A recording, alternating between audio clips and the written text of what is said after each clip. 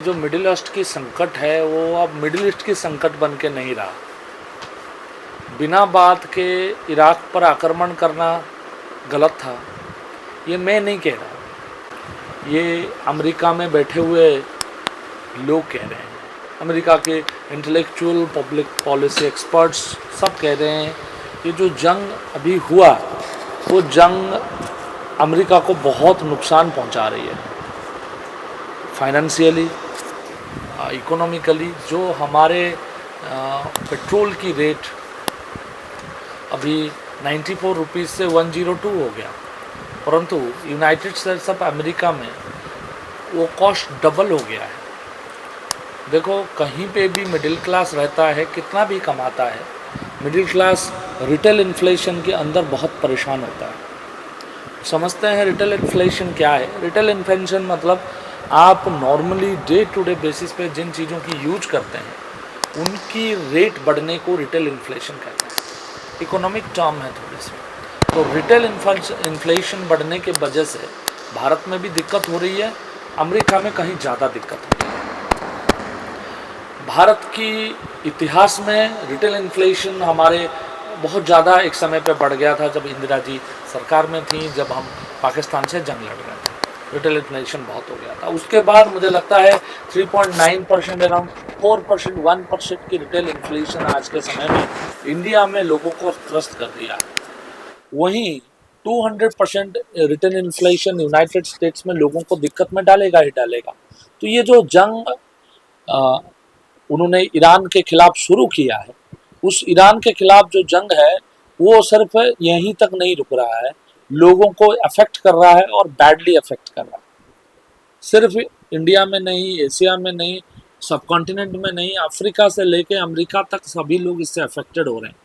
तो इसकी सोल्यूशन किस तरीके से निकलेगा, उसके ऊपर वहाँ के राष्ट्रपति डोनाल्ड ट्रंप लगे हुए हैं। अभी रिसेंटली उन्होंने बोला कि ये जंग जो है बहुत जल्दी हम समाप्त कर देंगे और मैं स्ट्रेट ऑफ हॉर्मुज़ को लेके बहुत जल्दी एक चुक्ति स्वाक्षर करूंगा, मैं एक एग्रीमेंट साइन करूंगा। उस एग्रीमेंट से क्या होगा, थोड़े दिन के अंदर ये जो आवागमन ओके हो जाएगा। परंतु ये बात आप भूलिए मत, ये आवागमन की जो ओके ओके बार बार बोला जा रहा है, ये बड़ी स्थिति खराब सिचुएशन पे है। आज भी उन दोनों के बीच कोई एग्रीमेंट हो जाएगी, इसकी संभावना भी दूर दूर तक नहीं दिखता है। और ये कहने में मुझे कोई हर्ज नहीं है, मुझे कोई सोल्यूशन इस समय नहीं दिखता है। डोनाल्ड ट्रंप कहते हैं, डोनाल्ड ट्रंप को कहने दीजिए, वो इस तरीके की एक प्रेसिडेंट है, मुझे लगता है रिचर्ड निक्सन के बाद एक इस तरीके की प्रेसिडेंट है जो बातचीत बकवास करने में विश्वास करते हैं। इंडिया के अंदर भी इस तरीके के प्रधानमंत्री बने हैं। नरेंद्र मोदी जी के ऊपर भी कुछ लोगों की लांछन है कि ये भी इस तरीके की लोगों के ऊपर बड़ी बड़ी बातें कहते हैं और बड़े बड़े बात कहलवाते हैं। परंतु प्रधानमंत्री जी की ट्विटर हैंडल से लोगों को गालियां नहीं जाती।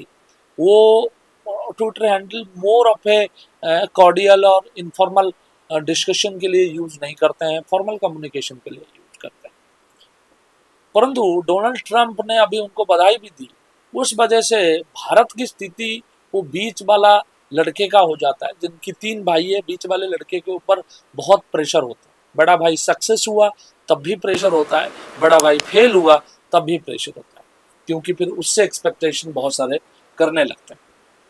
तो अभी इंडिया के साथ प्रॉब्लम ये है, the diplomatic channels what they will do, क्या करेंगे वो लोग, सिंपली समझने की प्रयास करेंगे।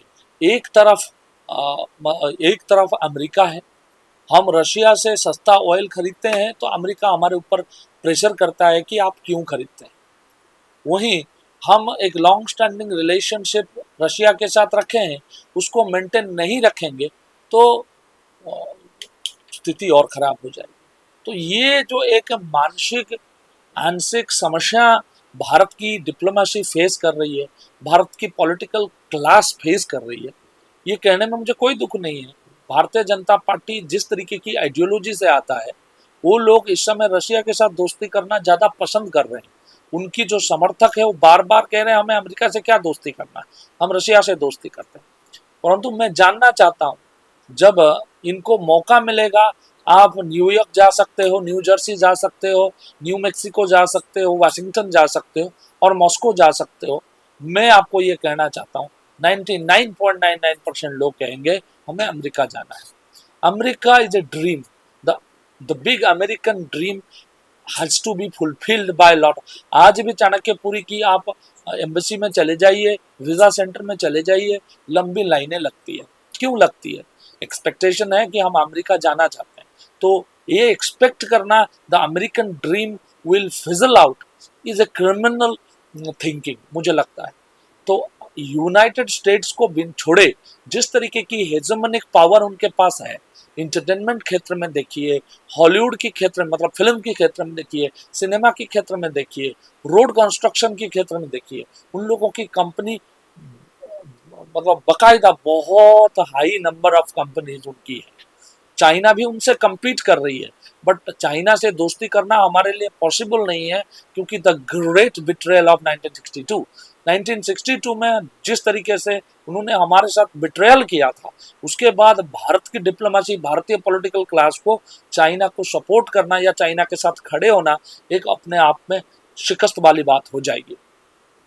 प्रधानमंत्री नरेंद्र मोदी के लिए, उनकी कैबिनेट के लिए, उनकी फॉरेन अफेयर्स मिनिस्टर के लिए एक बहुत ही बड़ी चैलेंजिंग पोजीशन आज के समय में तैयार हुआ है कि आगे करना क्या है और करना कैसे है। तो मैं नहीं जानता कि प्रधानमंत्री जी क्या सोच रहे हैं, परंतु उनकी जो क्रेडेंशियल आज a national leader, he was trying his best to become the new Nehru.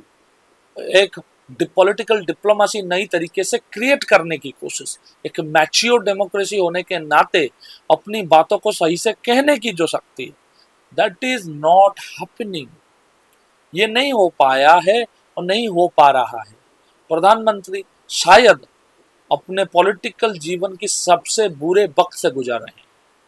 ये बात मैं पिछले 6 महीने से कह रहा हूँ, ये उनके लिए बहुत ही ज्यादा एक चैलेंजिंग वक्त है। जो नहीं मानता है वो अपनी रिस्क पे ना माने। ये निश्चित है कि प्रधानमंत्री की आसन भी यहाँ पे चैलेंज हो रही है, और the biggest obstacle in making the prime minister a new Nehru is Nehru was non-challenged about the praise. Nehru was non-challenged about what people are saying about him. He was running a majority government all through from 1947, 1952, 1957 and 1962. When he died in 1964, he remained a 16 or 17-year-old prime ministership. You cannot expect the 14 year of prime ministership to be clean, clear and okay. It is not possible for anybody in this whole world to govern for 17 years and didn't do a mistake. But प्रधानमंत्री नेहरू को कभी इस चीज की फर्क ही नहीं पड़ता था। He was a Democrat, he was a free speech सिखा, परंतु उनके समय में किताबों पर बैन लगी है, मैं ये नहीं मना करता। शायद नरेंद्र मोदी प्रधानमंत्री नेहरू बनते बनते आज एक इस तरीके की सिचुएशन में, this is a stinging attack on the prime minister, but the prime minister must understand the world is a circle, you will meet your own people at your own peril.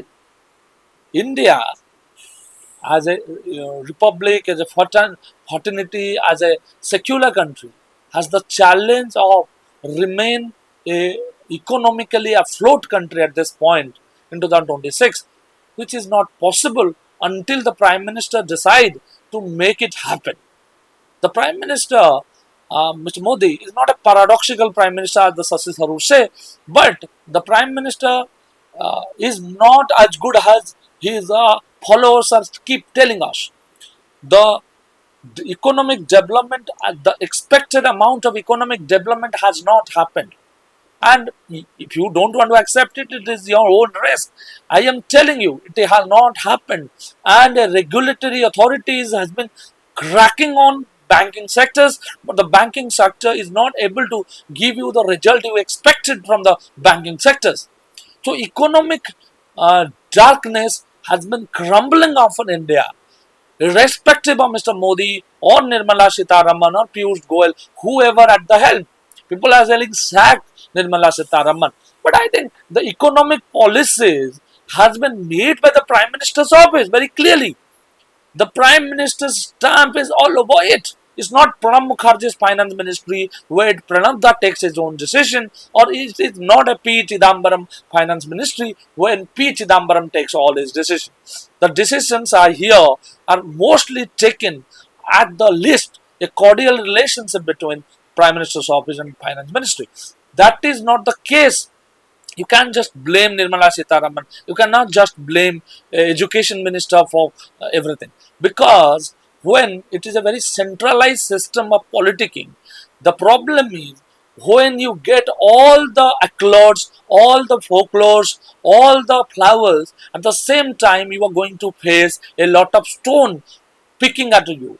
Don't expect that to be a root. Even if you hold on to a gulab, hold on to a rose, there is a lot of pressure Mr. Nehru hold on to, because that is a time when India was a predominantly a rural society.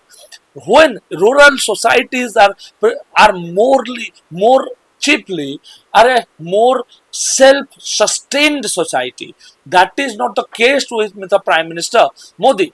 Prime Minister Modi governs over a millions acres of urban land. Urbanization is growing. New Chandigarh is growing. New Faridabad is growing. Delhi has gone to Meerut. The NCR region now has district of Uttar Pradesh, district of Rajasthan, district of Haryana, and district of that far too many districts. So you cannot just expect the urban population to say oh and is be happy about it. The hung ho about a society which is predominantly urban is a problematic issue for the Prime Minister, and because it's not a self-sustainable model to have a urban economy. Gandhi used to say